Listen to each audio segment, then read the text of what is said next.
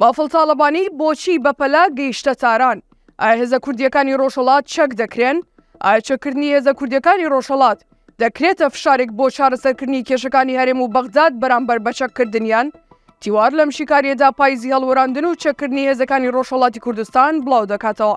بەیانیەکی زووە و بافڵ تاڵەبانی دیسانەوە کاسەیەک ژەهری بەدەستەوەیە و ئەم جارەیان لە کوردستان نا، بەڵکو لە وڵاتێکی دراوسێ و دۆست و نزیک لە یەکێتی دەیەوێت ئەو کاسە ژەهراویە بنۆشێت.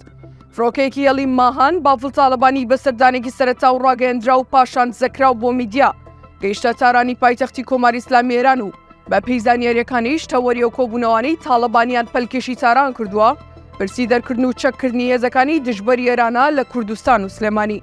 زانیاریەکان دەڵێن بافڵ تاڵەبانی بانگێش کراوە تا سەرەتا بەرپرسی بەرژەوەندیەکانی ئێران و پاشان جێگری بەرپرسی سوپای قودس ببینێت و تاوتوێی چۆنێتی چەکردنی کۆمەڵ و دیموکرات بکەن. ئێرانیەکان دەیانەوێت تەنها دەڕۆژی تر ببینن کە چۆن دەسەڵاتدارانی عێراق و کوردستان خواستەکەیان بەجێهێناوە ئەو پارتە بەرهەڵسکارانە چەککراون.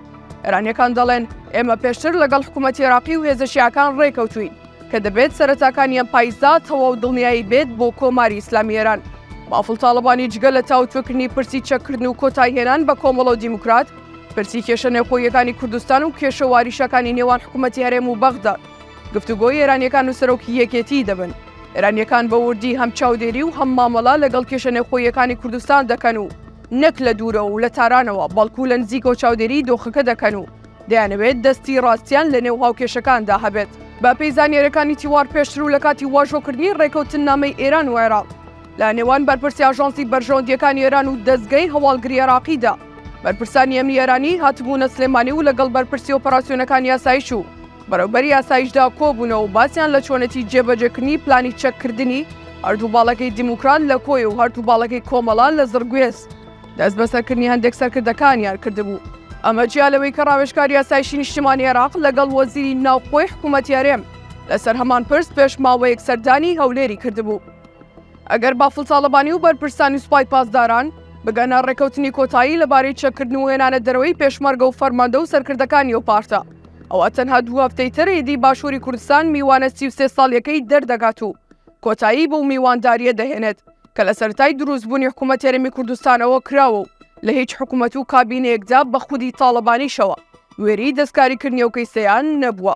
تیوار قسەی لەگەڵ چەند فەرماندەیەکی کۆمەڵی زەحمەت کێشان کردووەوان گوتیان دەستبردن بۆ چەککردن و ڕاوەدونان و دەرکردنی پێشمەرگەکانی پارتەکانی ڕۆژهەڵات زۆر مەترسیدارە و هیچ کەسێکیش لە ڕۆژهەڵات ئەم ڕۆژە هەستیار و ناسکە لەبیر ناکات.